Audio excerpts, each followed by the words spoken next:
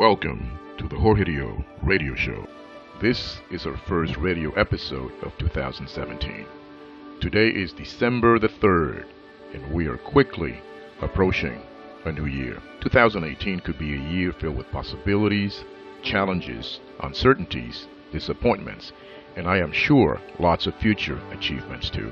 Today's episode is all about New Year's resolutions. Every year and around this time, people begin to entertain New Year's resolutions. Resolutions that, according to some, intend to improve the quality of their lives. Traditionally speaking, among the most popular resolutions every year we find improving health, starting a business, finding a better job, getting organized, living life to the fullest, spending less money and saving more, traveling more, and reading more. Let's briefly discuss these 8 emotional resolutions. What health issues need improvement? How will we improve our health? Are we going to start exercising, stop smoking, eating better? By when do we expect to achieve these improvements? A lot of questions here. Starting a business. Have we ever started a business plan yet? What industries have we considered? How much seed capital do we think we need? What is our competition, and when do we expect to launch? Getting a better job. What type of job are we considering? Are we qualified for this job? What is the reason for choosing that job, and when do we expect to get hired? Getting organized. How do we need to get organized? What areas of our lives need to be organized? How long is it going to take for us to get organized? And when will we achieve that level of organization?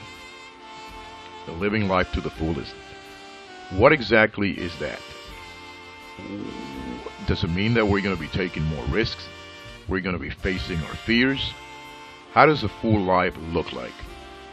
Spending less and saving more money.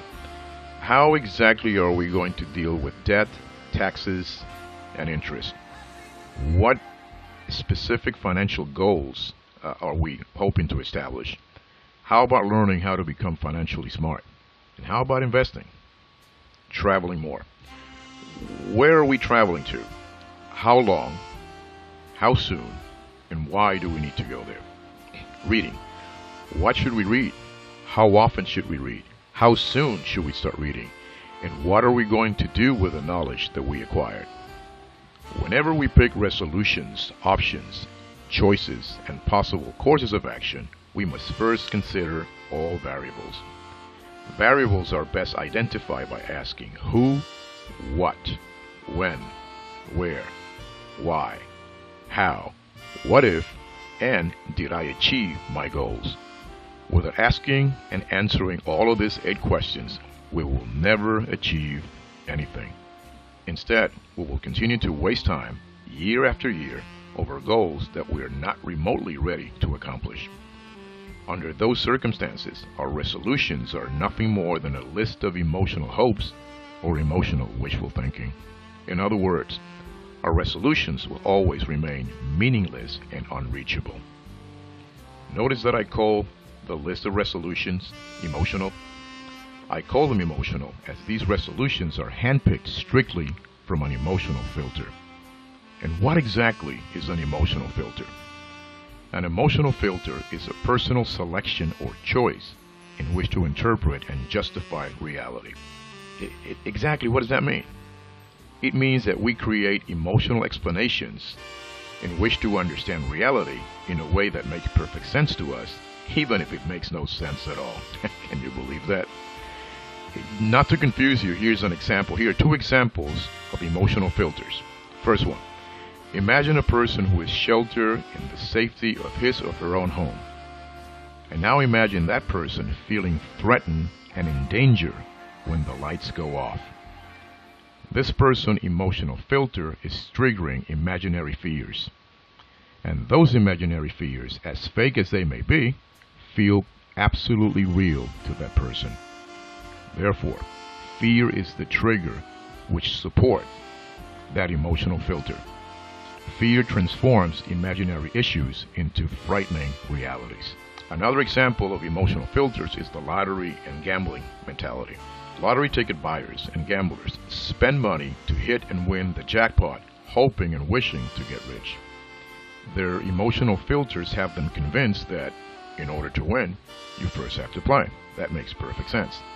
But every time that they spend money without winning, they get poor. In their frantic quest for riches, they become poor. Emotional filters convince us with three powerful reasons. First, they make us feel good. Second, they convince us that our actions will produce the results that we seek. And third, they give us the illusion that we can predict the future exactly as we wish it to be. Instead of helping us, these filters give us permission to sabotage ourselves. See how these emotional filters work? But if you don't see how it works, you might be asking, what does this emotional filters have anything to do with creating New Year's resolutions? If so, and that is your question, here's the answer. Absolutely everything. The reason most, if not all, of the New Year's resolutions never come to pass is because they're never meant to become real. And why do they fail to become real? Why do I say that? Because both New Year's resolutions and these emotional filters are full of wishful thinking, fear, and anxieties. These filters lack functional substance, organization, and timing. Creating New Year's resolutions make us feel good. And why don't they make us feel good? Perhaps because finding better options to our current realities is good as it is aspirational. And when we begin to feel good and aspirational about our futures, we expect desired results. And when we see our desired results coming together, we become overly optimistic. And when we feel overly optimistic, we convince ourselves that we can actually predict the future. But when we fail to predict the future as we thought we could, disappointment, fear, anger, and frustration emerge, creating more emotional filters filled with more anxiety, disappointments, and fears. Perhaps seeking unreachable goals makes us feel good. Perhaps that's why every year we select new resolutions for the following year, hoping and wishing for the illusion of change rather than true change. Perhaps we have conditioned ourselves to pursue unreachable goals. Under such a vicious cycle, the only accurate prediction is that we will not fulfill these resolutions, even though our lack of consistency, focus, and determination are not all failures. Our emotional self-esteem labels our efforts as complete and absolute failures. We go through life emotionalizing and mystifying our problems without ever framing or demystifying our problems correctly and from a functional filter. How we frame reality affects our attitude, efforts, and expectations. Yes, we humans are emotional creatures who think we always act logically and rationally, but that is not the case. Oftentimes, we are not as rational and logical as we think we are. That is why our New Year's resolutions remain unreachable. Our own emotional filters create realities which do not reflect the real reality. You may be thinking, if what I'm saying is true, how do we frame reality from a different filter or perspective other than the emotional one? That, dear friends, is a great question, as well as the reason for having created this radio episode. The answer to that question is yes, there are a few other filters beside the emotional ones. But we are so conditioned to follow our emotional impulses that without them, we feel lost. They are functional filters and functional systems designed to make our lives less uncertain. Well-integrated systems of action help us counter the uncertainties of these emotional filters. Systems of actions can make us happier, help us reach desired results, and help us predict the future within reasonable limits. Emotions come and go, but the principles of effective systems of action will always remain. While most New Year's resolutions are doable, all have some level of difficulty.